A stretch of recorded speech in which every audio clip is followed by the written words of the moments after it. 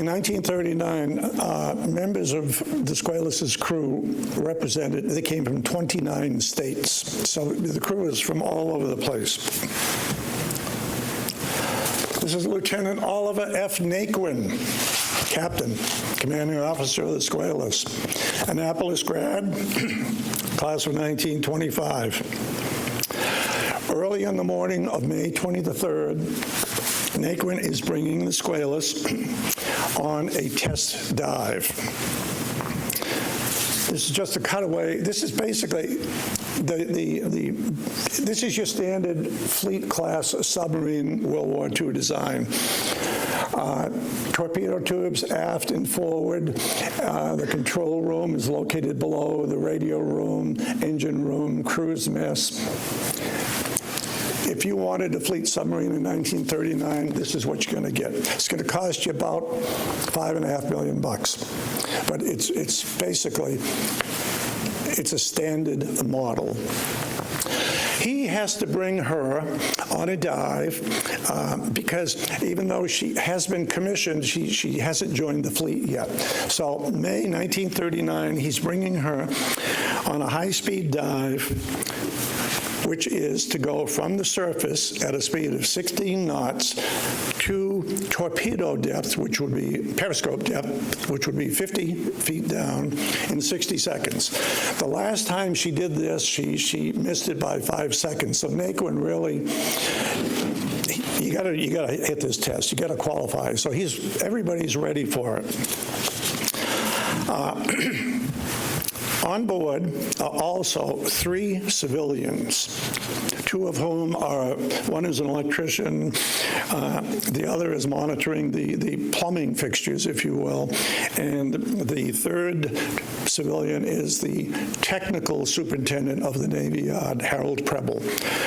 In 1939, Preble has 22 years of experience in submarines, so these are all very, very capable people. She's heading out to sea. This is actually out of Portsmouth. She's going to go a little bit past the Isle of Shoals. The weather's starting to turn. The wind is picking up, clouds on the horizon, sun's fading, rough seas, not too badly. He's headed towards 5 miles past the Isle of Shoals. The charts show the depth at that location is about 250 feet. At 8:13, according to the ship's log, notification and location of the dive site are sent. They're recorded and they're sent to Portsmouth. Now, there's a glitch here, and they don't know if it was in the transmission or the receival of the message, but the message is actually 5 miles off from where she's actually taken the dive. 8:30, Naquin orders rig for dive. The next sound heard was that of the klaxon dive alarm. On the surface, the North Atlantic surges over the deck and the tower, and then she's gone. At the beginning of the dive, there are 10 men in the control room. That's the section below the conning tower. Everything looks good. All indications are pointing to a well-orchestrated test dive. Men are at their positions, gauges, dials, pressures, depth recorders, and the Christmas tree. These are all visual indications or manual indications that things are going good. Naquin's got his stopwatch, tracking the time. Looks like it's going to be pretty good. Everything seems okay. A few seconds later, Yeoman Second Class Cooney, the control room talker, receives a message from the engine room. Sir, the engine rooms are flooding. Everybody stops and looks at the gauges, at the control panels. All the lights on the Christmas tree are green. Again, the Christmas tree is a bank of gauges that light up green when they're all secure, red when they're open. They checked them before the dive. They checked them during the dive. Everything's still green. But Tons of water are racing into the engine room from the main induction valves. Within moments, the ship starts to sink by the stern. They attempt to blow ballast. They attempt to blow compressed air to turn the ship upward. And that works for a few seconds, but then she starts to sink again. All throughout the ship, you've got water bursting in through pipes and everything, and men are frantic. They're trying to close off these leaks, but she's sinking rapidly by the stern. The watertight doors, you've got men trying to go from the aft situation forward. Seven men escape forward, but they have to close the watertight doors. Otherwise, the entire ship will sink. They close the door. They can hear some men behind screaming. The lights are failing. The emergency lights come on. They cast an eerie glow in compartments with water shooting out of pipes. She finally settles on the bottom, 243 feet below the surface. The lights are out. She's got no heat. The water temperature outside is close to freezing. Nobody knows for sure the condition of the aft compartments. There's no communication from anybody aft of the control room, the engine rooms, the battery room, the torpedo rooms. Voice communications fail. A head count's taken, and that reveals 33 men are forward. So there's 26 men unaccounted for. The crew is trying to figure out what the hell happened. But what has to be present in every man on that sub's thoughts, there has been, as of 1939, no successful rescue of men trapped in a submarine in a depth that significant. In 1925, the S-51, submarine S-51, was sunk off Block Island. The water was 131 feet deep. No survivors. 2 years later, 1927, the S-4 is sunk off of Cape Cod. Water, 110 feet, no survivors. There was a British submarine that sank a few months before this, the Thetis. She sank in water. The aft escape hatch on the back of the submarine was 20 feet from the surface. Only 4 men survived. So you're stuck in the situation here, and you're thinking, well, yeah, it'll happen, but it's not going to happen to me. Because you don't have many options. That would be the prevailing logic. Or, well, yeah, I guess it happens, but it could be quick. It's cold, dim. You don't know what you're going to do, and the supply of oxygen is going to be limited. It's a very, very bleak situation. Naquin, the captain, he says to the man, you guys sit still, don't talk more than a minimum, huddle together to keep warm, sleep if you can, and above all, remain calm. The lights are out. All they have are 3 emergency hand lights. It's getting colder. The men are still wet. They're trying to stay warm with blankets. They huddle together. The air is becoming foul. Naquin has several cans of carbon dioxide absorber, which will help. But as time goes on, these cans are going to be completely used. He doesn't know for sure what they can do because this is all new ground. But he says, they're going to find us. They'll know we're missing. They'll be looking for us. Now, the submarine has on board rockets, rescue rockets. And what happens is they will send a rocket, they'll launch a rocket. Once she surfaces, she'll go about 80 feet high, and this huge red smoke cloud. And this is a visual indication of where the submarine will be. He sends a couple rockets up, nothing, because there's no communication here either. So they wait a while, and he decides he's going to release the marker buoy. And the marker buoy is like a 3-foot diameter yellow life circle, which can be released, and she'll float to the surface. And in the center of it is a sign saying, "Telephone inside." So they send that up. 10 o'clock, they've sent 3 rockets, no luck. 12:30, 3 more, no luck.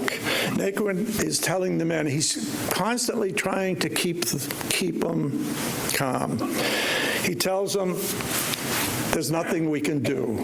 Don't talk about it.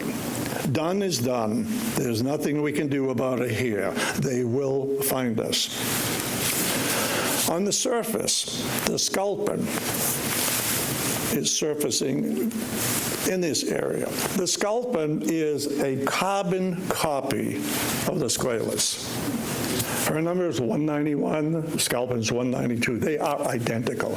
She's in the area, but she doesn't know for sure yet that Squalus is missing. She's just basically in the area.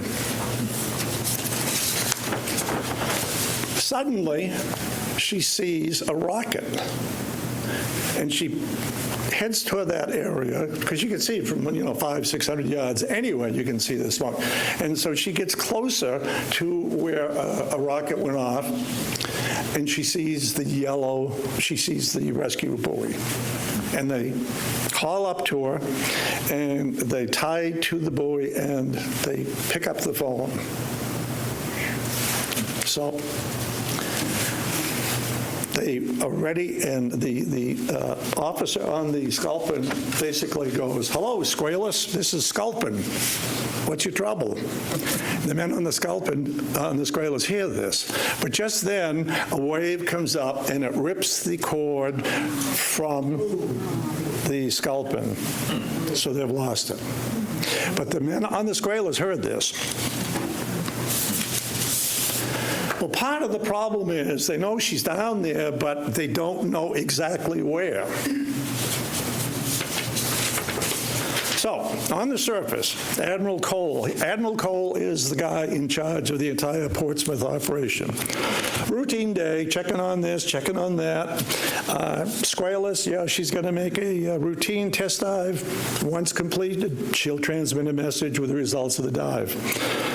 Hours pass, no word from the Squalus. Cole is starting to get a little more concerned. He goes, "Anybody heard of the Squalus?" "No." Checks the Coast Guard, and they go, "Yeah, we saw her a couple hours ago, but we haven't heard anything." And he's getting more and more alert, because something is wrong. He talks to Admiral Lockwood, who's in charge of the entire U.S. submarine force, and he asks about the status of the Falcon. And the Falcon is one of 3 ships in the Navy that is designated as a submarine rescue vessel. So here's the headlines on the May 24th, telling about the story, 39 await rescue. Because this was one of the early ages of the media, 24/7 coverage. They had newsmen hiring boats to go out there. They had planes circling. So it really captivated the country with all this news. It was kind of like a situation today.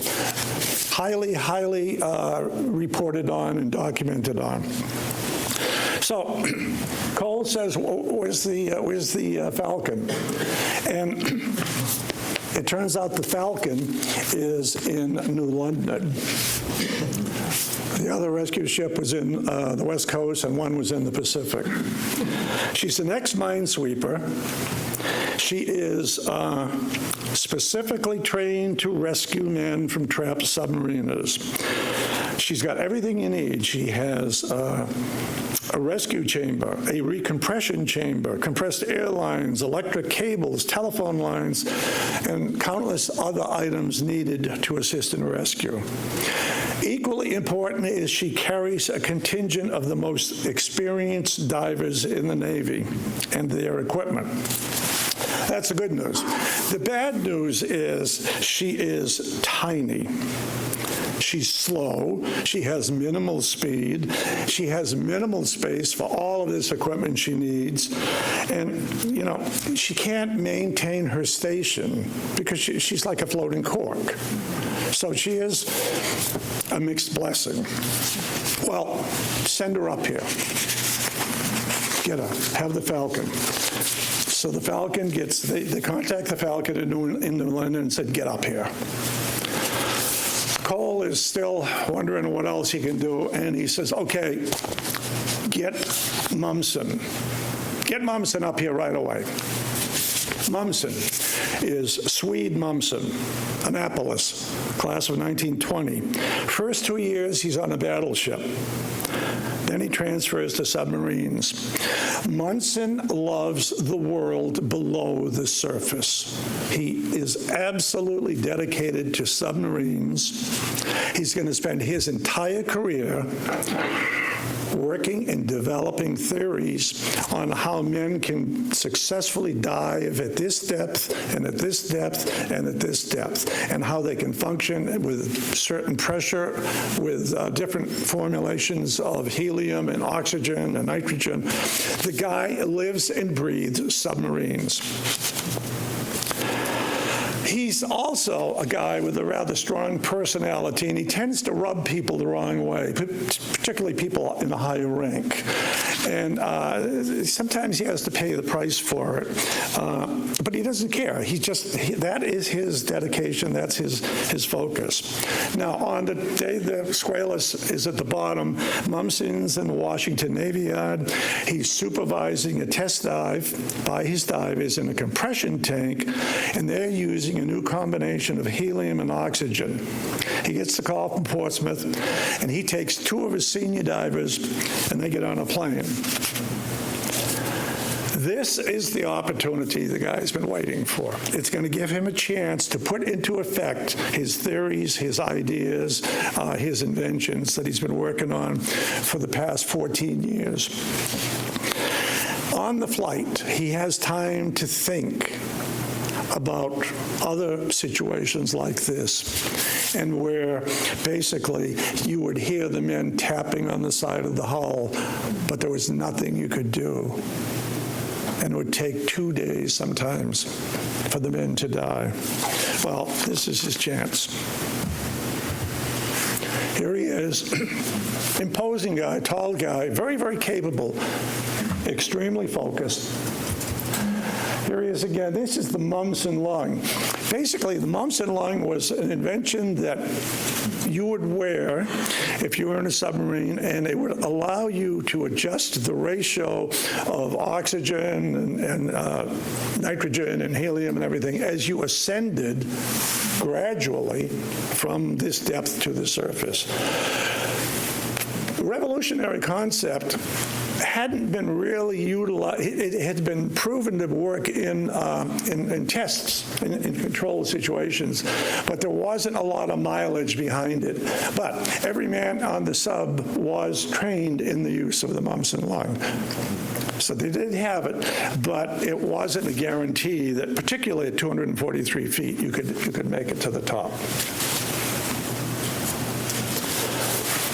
Over the suspected area of the Squalus, a growing number of ships are forming in a circle. One of them, the Pennacook, is a harbor tug, and she's going back and forth. This sounds, it's only 80 years ago, but this sounds so primitive, I'm amazed that anything could have happened.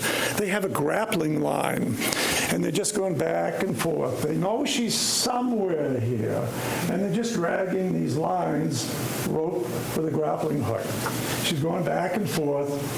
Meanwhile, the weather's turning again. It's getting cloudy, the rising seas, fog. Good news, they hear that the Falcon is going to be on site at 4 o'clock in the morning. Well, that's still a ways off, but they're still dragging to try to catch onto the Squalus.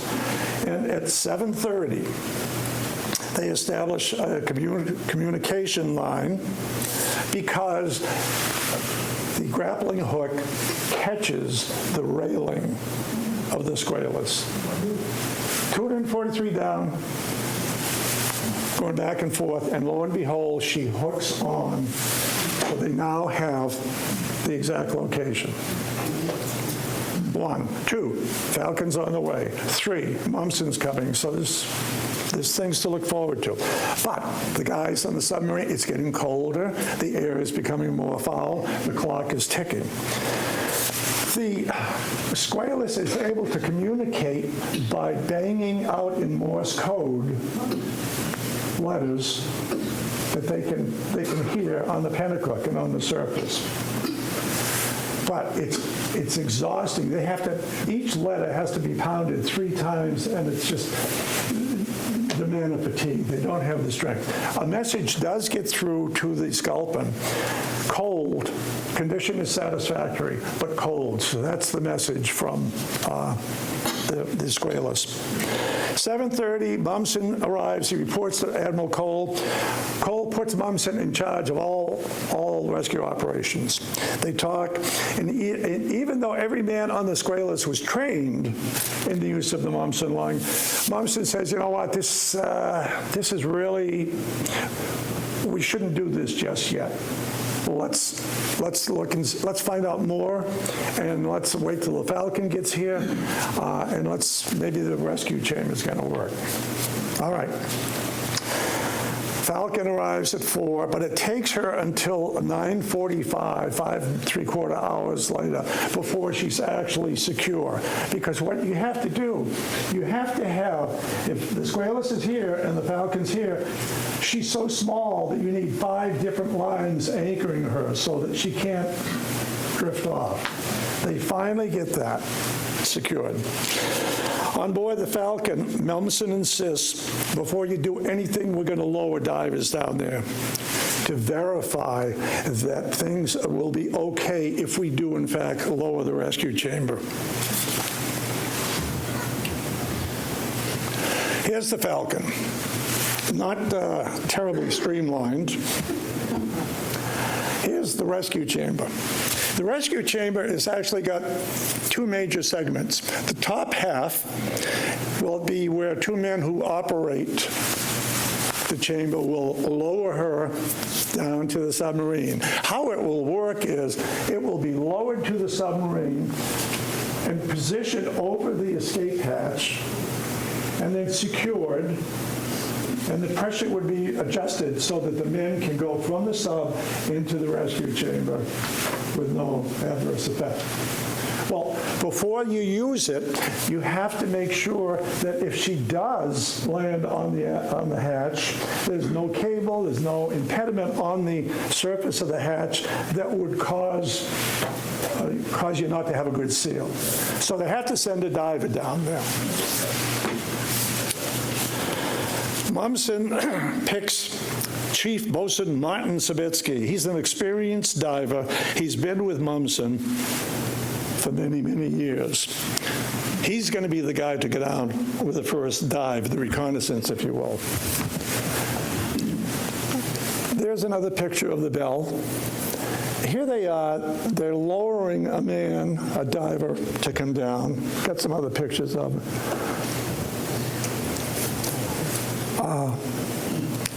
She's at the back, highly visible for the news media.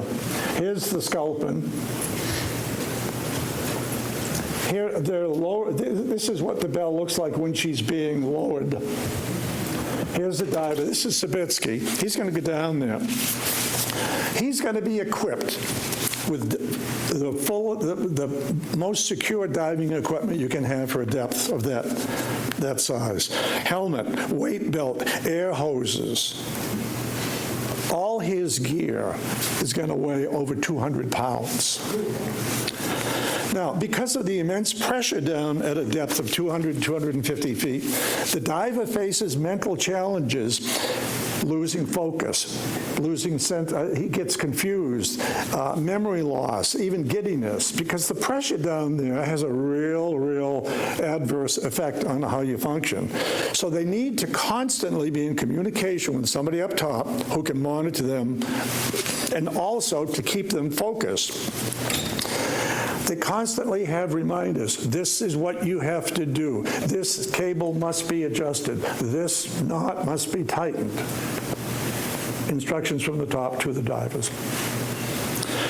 Sabetsky's job is to land on the deck of the Squalus and fasten a steel cable to the escape hatch from the Falcon, from which the rescue chamber can glide down and follow down to it. After he fastens the cable, he will be brought to the surface. He spends 22 minutes on board the sub. It takes him 40 minutes to get raised back because of the various pressures. Gets back on, Munson sees him and he goes, "Well done, Ski."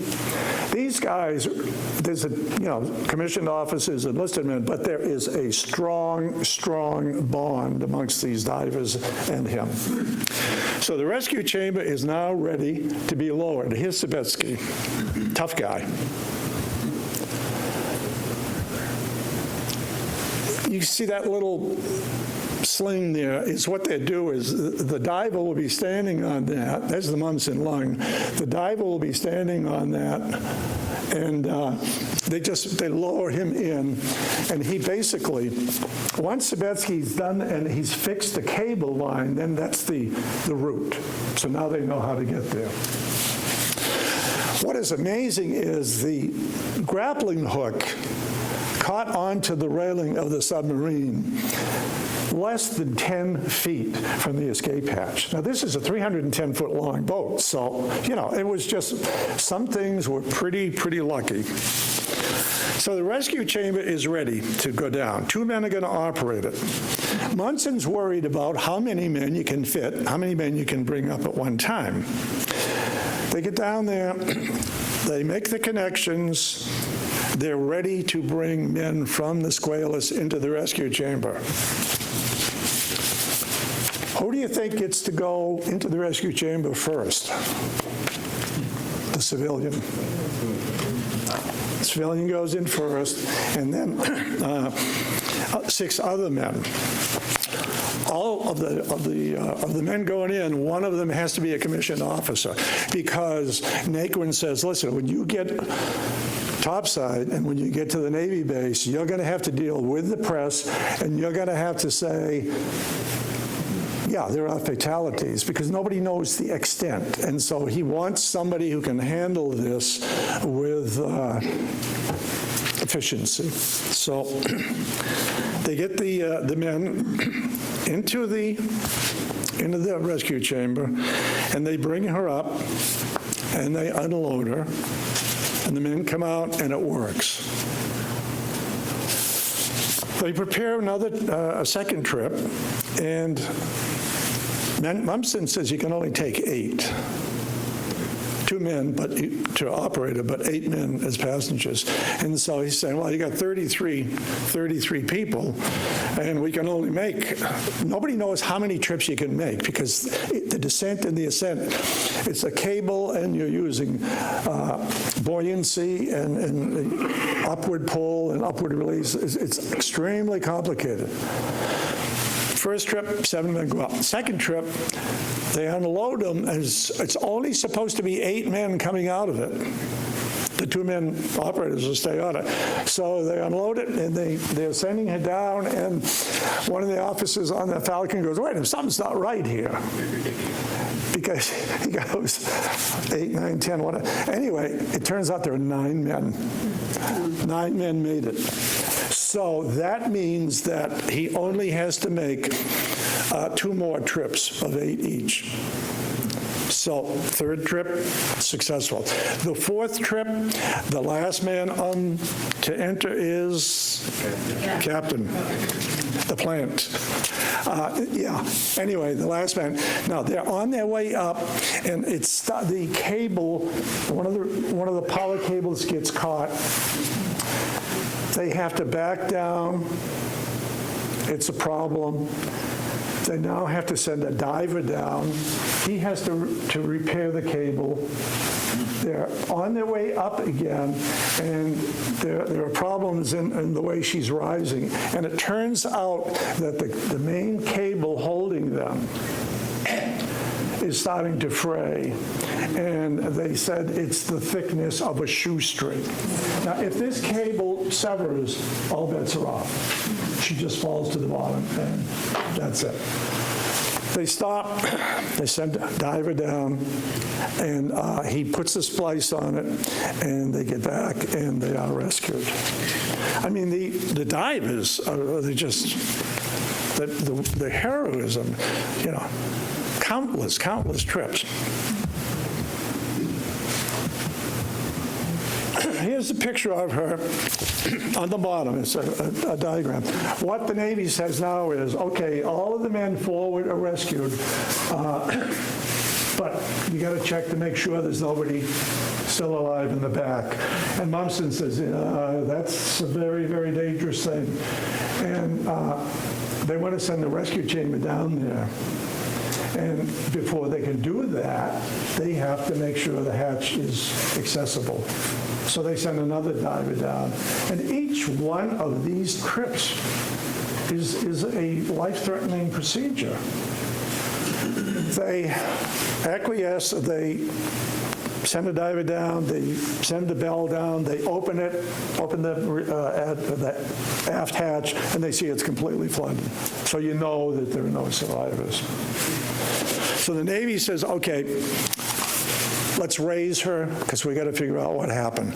And this is a 1,450-ton object, 310 feet long. How do you get her up?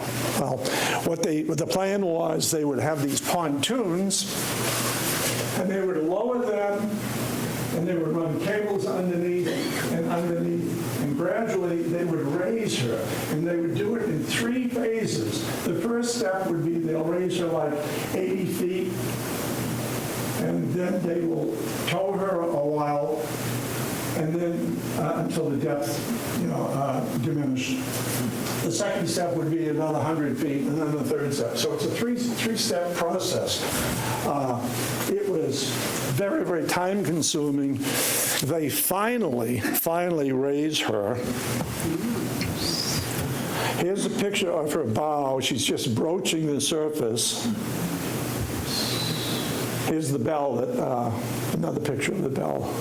Excuse me, 8 men fit in that? 10. 10. Yeah, 8 in the top and 2 in the bottom. What are the dimensions of that capsule? It's, I got it here. It is 11.5 feet tall, 7 feet in diameter, and weighs 10.5 tons. Upper changer, yeah. It's 2 chambers. So they want to raise her, A, to salvage her, and B, to find out what happened. So these are various pictures. Here's a picture of her bow. She's breaking the surface.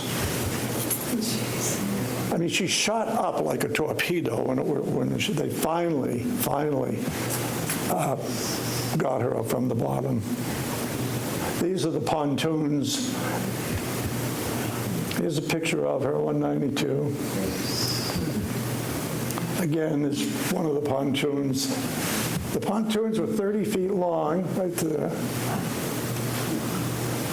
This fellow over here, just holding on, is Mumson, and there's a line there. She shot up in the water pressure and everything. He almost fell overboard. Stuff happens, I guess.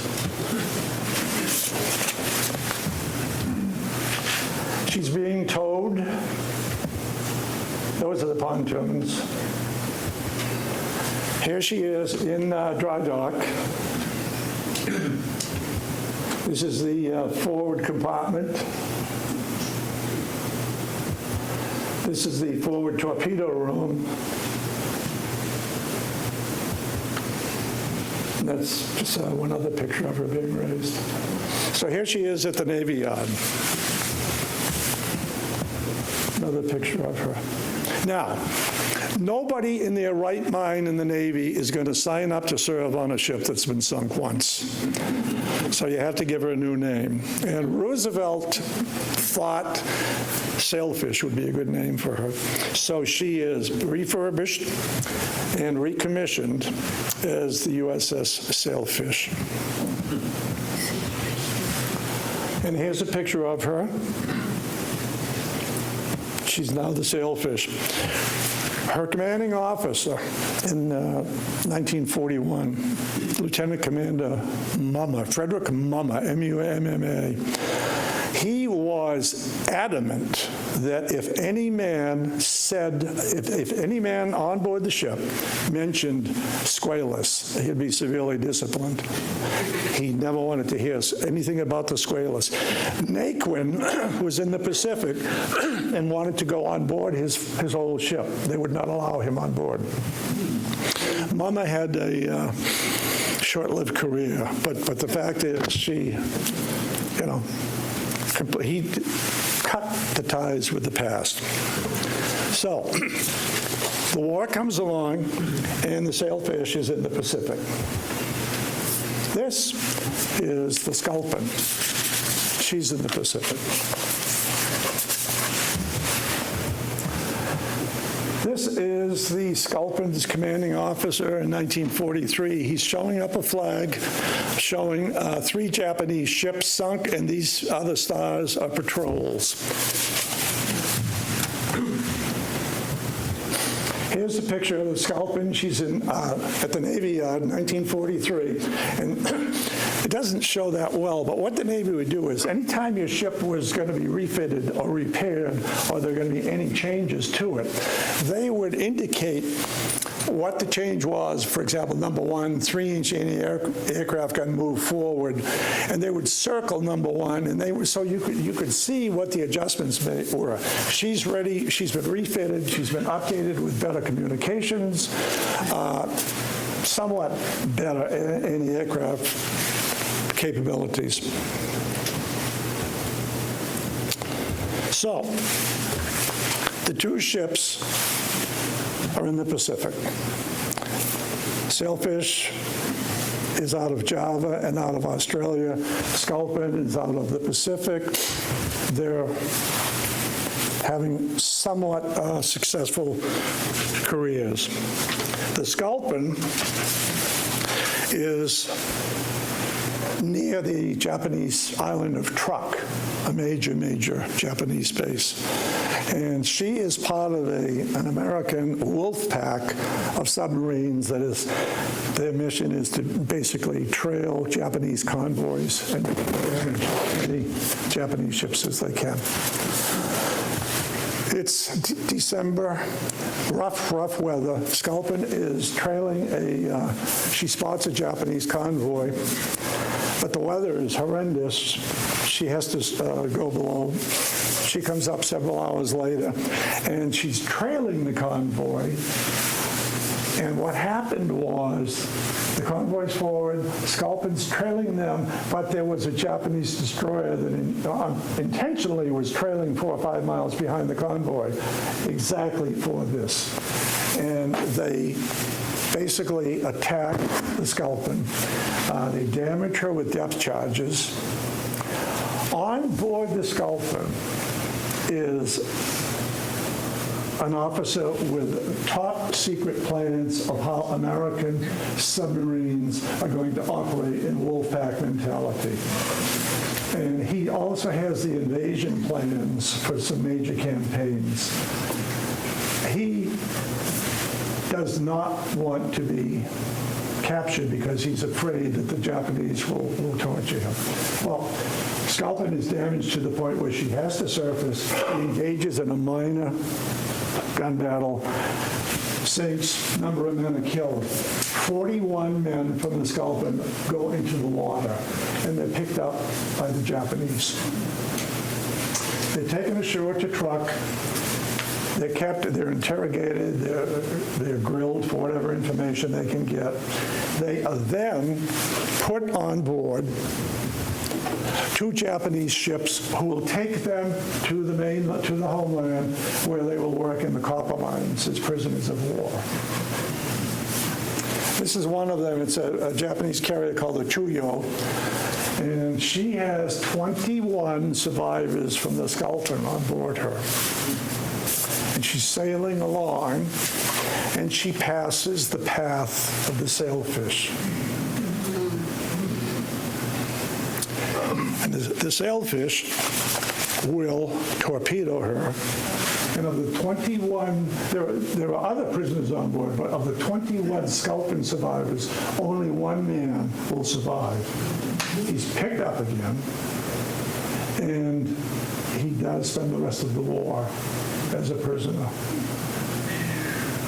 I mean, the irony, you know. Now, obviously, the sailfish they knew nothing at all about who was on board, because the Japanese wouldn't mark this or anything. So that ends that story. The one guy who did survive, I mean, he survived the war as a prisoner. Now, there's one other little tidbit here. Naquin, Oliver Naquin, captain of the Squalus. He wants to be on another submarine, but the Navy says, no, we're not going to do that again, so he can do surface duty. And he's on board a heavy cruiser, which sees a lot of action in Guadalcanal, in the Guadalcanal campaign. Either the New Orleans or the San Francisco, but he really comes out still okay, not wounded, and he does a brilliant career. 1945, he is in charge of the Mariana Islands frontier, which covers a bunch of islands in the Marianas.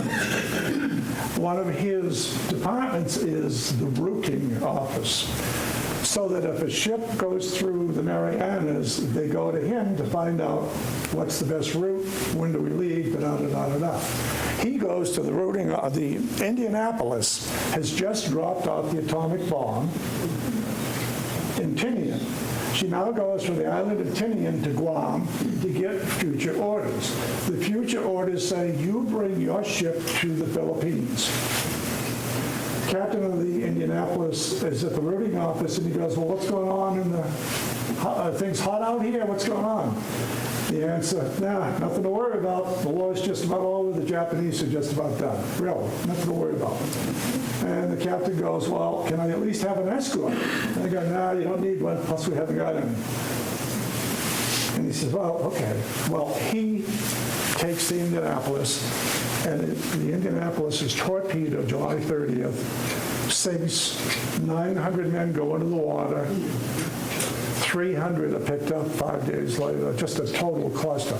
All of this within 2 weeks from the end of the war. Just terrible. Naquin is the guy who said, whose minion said, no, nothing to worry about.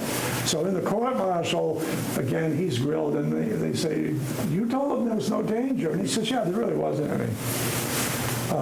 So it's one of the he said, she said deals. But it's funny. I mean, everything is interconnected. And, well, it's a noble story. Mumsen, Swede Mumsen, great guy. 33 men lived. You know, here he is. And he made admiral. He was a tough guy, you know. This is a brochure, July 30th. 2 months after the Squalus was on the bottom, and a friend of mine is an antique dealer in Needham, and I go, I mean, he's got everything in his barn. I go, Jamie, you got anything on old submarines? He goes, well, let me see. And he comes up with this. You know? So Arthur Fiedler was conducting at this concert, by the way. But as John pointed out, a young Arthur Fiedler. Anyway, here's the signature of the 33 survivors. And that's my story on the Squalus. What did the Board of Inquiry say was the reason for it to go down? Good. Bob, are we at the point we can start taking questions now? Yeah. Are you finished with the presentation? Yeah. All right, let's have Adam then, because I've got some, I know the rest of you do. Okay. Board of Inquiry said, you know what, yeah, okay, it sounds like the induction valves were not working properly, but we want to make sure. So when they raised her and they tried the valves again, they worked, but they didn't work. It was kind of inconclusive. But they kind of blamed Naquin a little bit, saying, oh yeah, you could have done this procedure too as a triple check. But it was the induction valves were the problem. Ma'am? Oh, just reach it around. As far as the ascent of the valve restoring the 33 minutes, how long did each trip take? How many minutes? Oh, good. Yep. Got my notes. The question was, how long did each trip take from the time the bell would go down to the start? Going down, it took about a half an hour. And then loading, getting the men in, getting secured, getting ready to lift off, was about 40 minutes. And then coming back up was an hour. So you're talking an hour and 40, about 2 hours. And, you know, because of the different in pressure, the changes in pressure and everything, so. We could change the pressure inside the, They would adjust the buoyancy and everything, so they had to, you know, yeah, because the pressure could be regulated inside, but they really were very, very cautious with a full load on the raising of her. How deep did divers go at that time? Well, they went, 250 feet was pretty much the limit, because in the Navy yard, Munson had a chamber, the 250 feet was the plateau, you know. So, ma'am? I'm curious if the crew ever did any drills for such a situation, or were all they did was they were yelled at to line up and get them?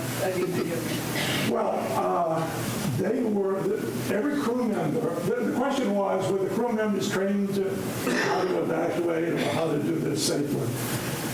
Each crew member was trained in use on the Munson line, but they weren't going to use that approach because that was too risky. They were told what to do in terms as they boarded. But that reminds me of one thing. While this is going on, there was no josh, there was no pushing, there was no trying to bump ahead, there was no attempt by anybody at any time to get ahead before your time to get into the rescue job. I mean, discipline was flawless. Sir? Yes, the name Commander Ellsberg.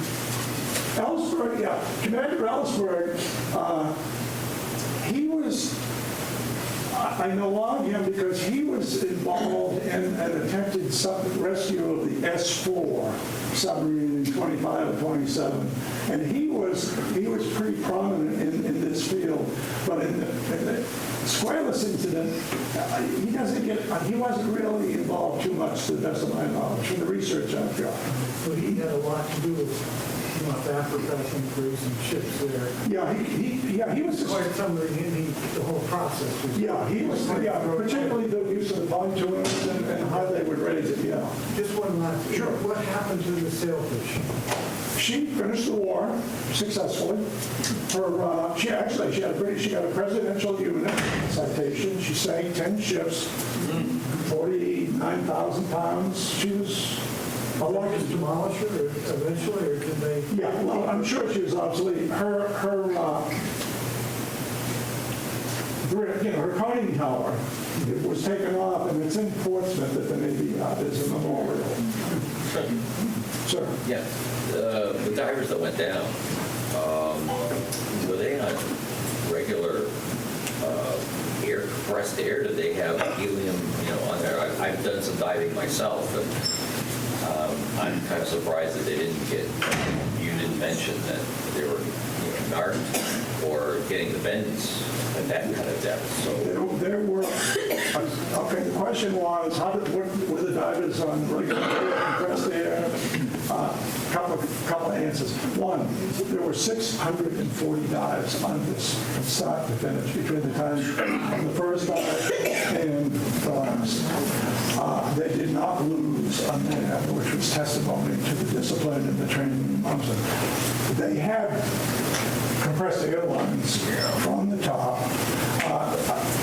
The chemistry or the mixture of the air they had, I got to confess, I really don't know, but it was not random. I mean, it was very, very specific in terms of Munson knew. It's almost like whatever Munson said we'll do, we'll do. That was Not a question, just an observation about the signatures. Their penmanship was perfect. Oh, yeah, absolutely. I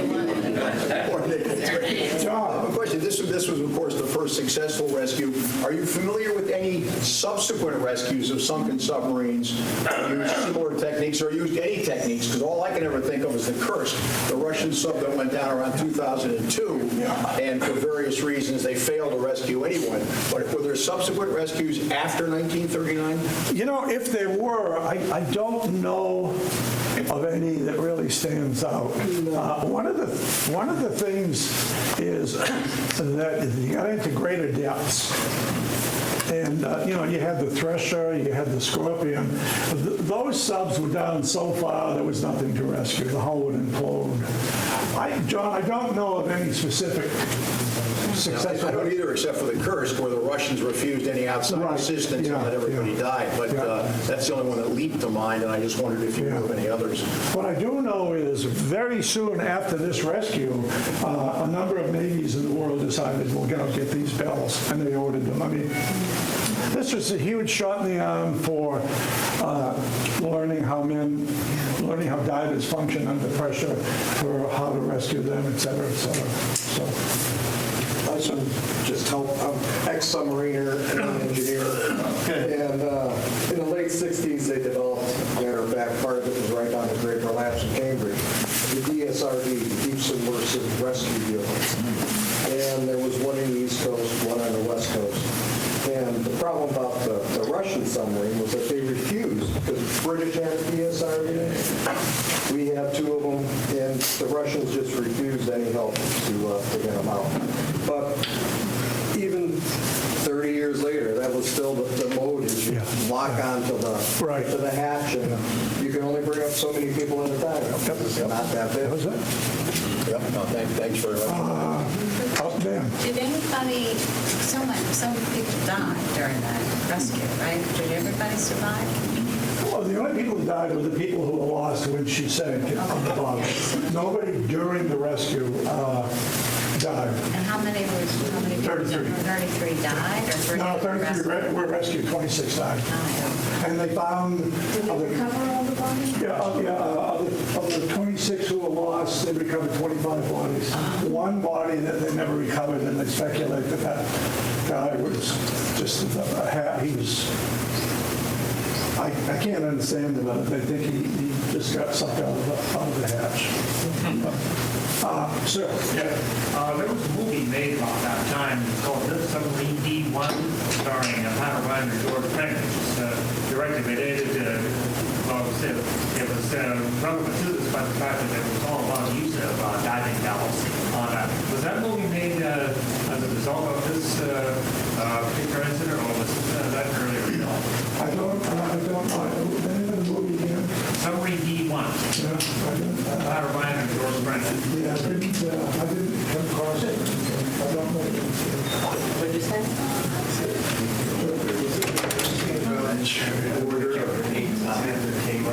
Other than civilians first and the captain last? No, I think it was, I don't know how, I know it was not random, so, it would make them probably release, I would assume the training officer would release by section. I don't know if that was the case, but I do know that, nobody had anybody, that everybody absolutely told each other. As you found, the salvaging of the Squalus was very prominent in the movie film news. Yes, sir. Back in the those days. Yeah. And as a kid, you went to the morning matinee, the cartoons every Saturday morning. And it seemed every Saturday there was something about the Squalus. Now, how long did it actually take? What was the duration from the time the Squalus left Portsmouth to the time that finally the salvage was brought back? Okay, in terms of how long did it take, the men rescued were on board 39 hours, start to finish. They didn't raise the ship until, I think, the end of July of 1939. So you got May, June, July, that's 3.5 months. I think that they were only on the ship either 38 or 39 hours. Yeah, it seemed like every Saturday there was a picture of the bow. Yeah, but that was the whole deal. That was the first example of media coverage. We've come a long way since. Okay. Other questions before we wrap up and grab some refreshments? At the beginning, that was a great talk, thank you. Thank you. Thank you very much.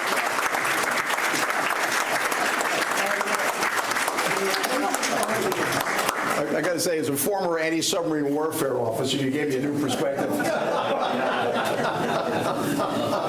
you very much. It was great. There's coffee, there's water, there's cookies, and brownies over there.